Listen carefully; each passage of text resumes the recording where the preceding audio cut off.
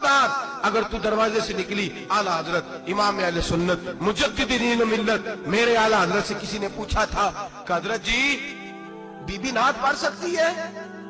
फतावा रज़विया की 14वीं जिल्द, बीबी मिलाद पढ़ सकती है? मिलाद। आला हजरत ने फरमाया अगर बीबी मिलाद पढ़ गई हो, नात पढ़ गई हो और उसकी आवाज गैर महरम के कानों तक जा रही हो, फरमाया उसे सवाब नहीं होगा, उसे हराम काम करने का गुनाह दिया जाएगा। बीबी को मना है, वो नात की आवाज भी औरत का ही नहीं पड़ता, दीन में तो औरत की आवाज का भी पड़ता है। दीन में तो औरत की, हजरत सैयदा ज़ैनब, हजरत फातिमा की वो लख्ते जिगर जो मैदान करबला में इमाम हुसैन बराबर की शरीक रही सैयदना इमाम हुसैन के साथ। याह्या बिन मोइन कहते हैं मैं 15 साल तक हजरत ज़ैनब का पड़ोसी रहा हूं। 15 साल, घर बराबर होता है ना, बंदा बीबी देख ही लेता है। वो बीबी कभी पर्दा डाल के जा रही है दवाई लेने, कभी नजर आ ही जाती है। कहते 15 साल में सैयदा फातिमा की बेटी का पड़ोसी रहा हूं, मैंने कभी बुरके में छुपी हुई ज़ैनब भी नहीं देखी, बुरके में छुपी हुई ज़ैनब भी कभी नहीं देखी। हजरत अब्दुल्ला बिन जाफर तैयार जनाबे अली मुर्तजा के भाई थे, उनके बेटे के साथ इनका निकाह हुआ था, बीमार हो गई। तो हजरत अब्दुल्ला कहने लगे ज़ैनब चल तुझे हकीम के पास ले जाऊं, तबीब के पास ले जाऊं। तो हजरत ज़ैनब कहने लगी आप जाइए मेरा हाल बता के दवाई ले आइए। तो हजरत अब्दुल्ला जाफर तैयार कहने लगे शरीयत में गुंजाइश है डॉक्टर के पास जाने, हकीम के पास जाने की गुंजाइश है, तू चलती क्यों नहीं? तो हजरत ज़ैनब कहने लगी शरीयत में गुंजाइश तो है, पर अब्दुल्ला मेरी मजबूरी ये है कि मैं फातिमा की बेटी हूं। शरीयत में गुंजाइश तो है पर मेरी मजबूरी ये है कि मैं हुसैन की बहन हूं। शरीयत में गुंजाइश है पर मैं हसन की बहन हूं।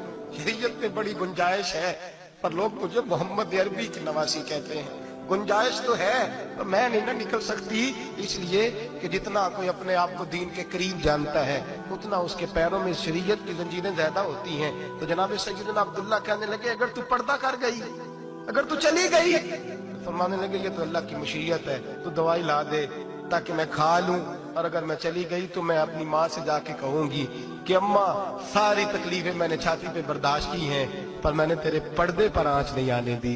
मेरे भाई ये उसवा नूर है, ये उसवा हसना है, ये हमें सिखाया जा रहा है। मेरे हबीब करीम की बीवियों का ये हाल था, बीवियों का अपने घर के आंगन में हजरत आयशा सिद्दीका, हजरत सौदा जनाब हफ्सा अपने सेन में जब बैठती थी ना तो दीवार की तरफ मुंह करके बैठती थी, दीवार के साथ लग के दीवार की तरफ। बीबियां अपने घर के अंदर भी दीवार की जानिब मुंह करके बैठती थी। लोग पूछती, बीबियां पूछती कि अपने घर में भी दीवार को मुंह करने का मतलब?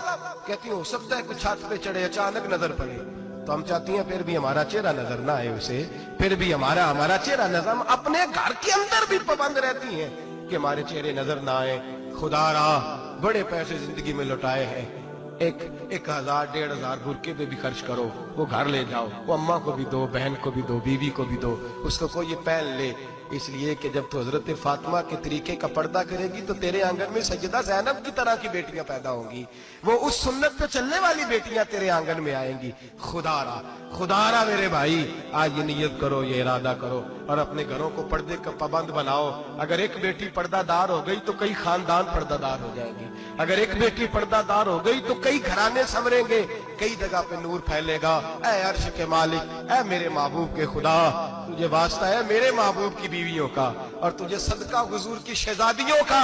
ऐ अल्लाह इतना करम बरसा, इतनी रहमत बरसा कि मेरे वतन की बेटियां और मेरे वतन की माएं बहनें बच्चियां ये समझ जाएं कि हमारी निजात सिर्फ हजरत फातिमा के बुरके में है, हजरत आयशा के पर्दे में है, सैयदा खदीजातुल कुबरा के हिजाब में है। अल्लाह करे ये समझ जाए और ये जब भी सजदा करें तुझसे हयाई मांगे, ये तुझसे जब भी सजदा करें ये तुझसे अपने लिए चादर ततहीर और पर्दा तनवीर मांगे।